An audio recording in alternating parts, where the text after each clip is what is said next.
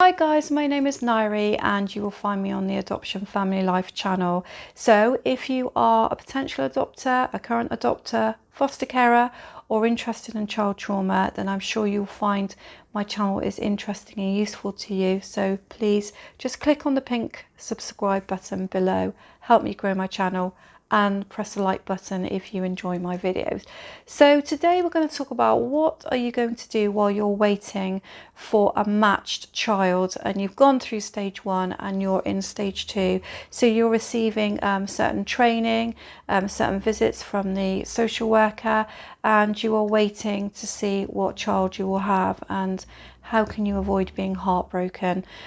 Because you know guys, those of us who are adopters and foster carers, we have good hearts. I like to think we have good hearts, and we want to help those children, and we want to get on with it, and waiting around sometimes doesn't really help us, and it's frustrating. It might well be that we put forward for certain children and we're not accepted. We see a certain child and we're not accepted, and so the process might go on for quite some time, particularly if you're wanting a particular sex of child, an age of child, and you're quite specific about that. However guys, this is what I think. What I believe is that you will end up with the right children in the end, and it is better to know what you want, know what you can cope with, spend time actually thinking about that with your partner, or if you're a single adopter, with a close family friend or family, and that when you are presented with a potential match, that you are sure about what it is you are looking for.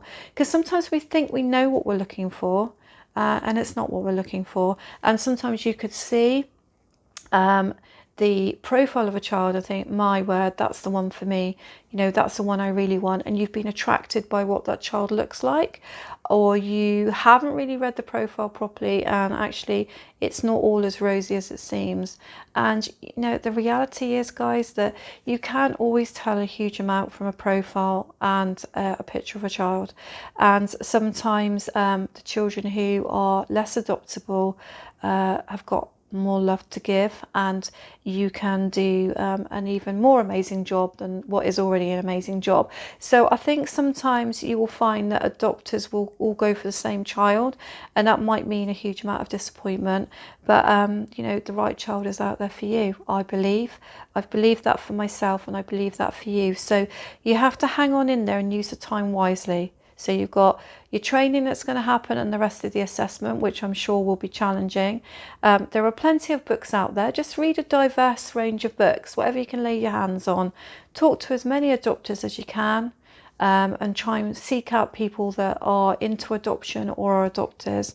And as I say, thrash out what you think will happen if you're presented with a match from a social worker and it's not so much something you've linked into but they've brought to you. Think about what you can accept and what you can't accept, and if you get some knockbacks, that's only going to make you stronger. So it's great if a social worker says there's a match and you go away, that's the guy or girl that I'm looking for, that's my daughter or my son right in front of me. That's amazing if that happens to you.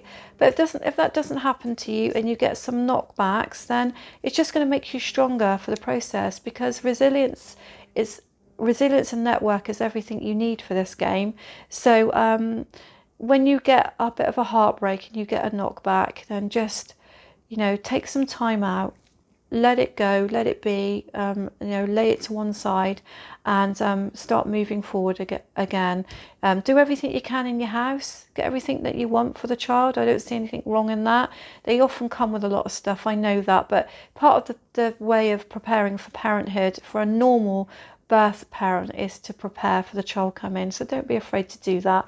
It's fun. I know some people might look at you like you're mad because you've just gone out and bought a load of stuff that you don't really need, but you know what? Who cares? You know, you're getting yourself excited and you're getting yourself ready. So don't be afraid to ask questions of anyone who you think might really know about adoption, and don't be afraid to hear the answers, because it's a huge mountain to climb, but it's worth it when you get to the top.